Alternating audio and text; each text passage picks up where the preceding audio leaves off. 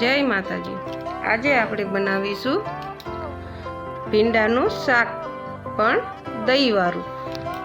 હવે આપણે 500 ગ્રામ જેટલા ભીંડા લઈ લીધા છે।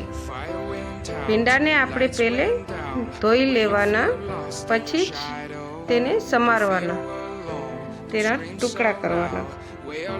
હવે આપણે આવા લાંબા લાંબા ટુકડા કરીશું। ભીંડાને સરખી રીતે ધોઈને સૂકવી પછી જ મોરવાના, ન કે તેમાં લાર બળશે નહીં। હવે આપણે તેને વઘાર કરવા માટે કઢાઈમાં તેલ ગરમ મૂકી દઈશું। તેલ થોડુંક વધારે જ નાખવાનું, ભીંડાના શાકમાં તેલ વધારે જોઈએ છે, એટલે આપણે 2 ચમચા તેલ નાખીશું। હવે આપણે રાઈ જીરું નાખશું। રાઈ જીરું તતડી ગયું છે, તો હવે આપણે તેની અંદર ભીંડા નાખીશું। ભીંડાને કળછીથી પહેલાં નહીં હલાવવાનું, ખાલી આવી રીતના ઉખલાવવાનું। કળછીથી હલાવવાથી ભીંડામાં લાળ વધારે થાય છે। હવે ઢાંકીને ધીમા ગેસ ઉપર આપણે તેને થવા દઈશું। ત્યાં સુધી આપણે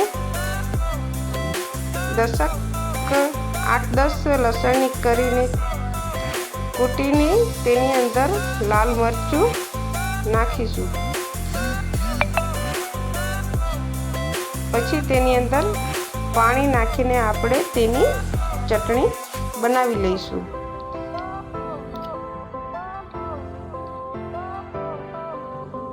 આપણી ચટણી થઈ ગઈ છે તૈયાર।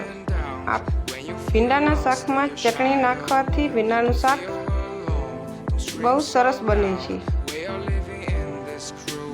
અને તેનો સ્વાદ પણ સારો આવે છે।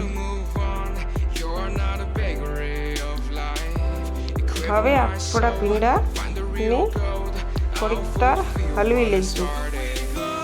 હવે તેની અંદર આપણે મસાલો ઉમેરીશું, હળદર, ધાણા જીરું પાવડર। પછી આપણે તેને સરખી રીતે મિક્સ કરી લઈશું। હવે આપણે કળછીથી હલાવીશું।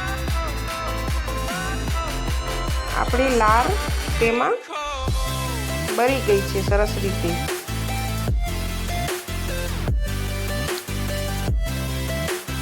આની અંદર જો લાર ઘણી થતી હોય તો તમે લીંબુ પણ નાખી શકો છો, તેનાથી પણ લાર બળી જાય છે। હવે મેં ચટણી નાખી દીધી છે અને સરસ રીતે હલવી લઈશું।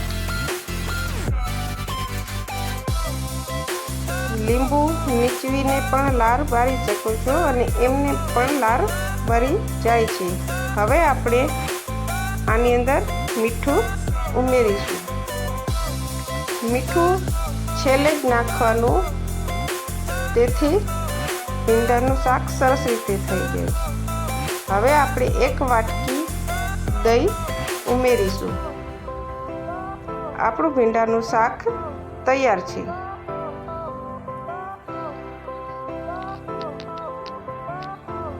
આપણા ભીંડાનું શાક હવે તૈયાર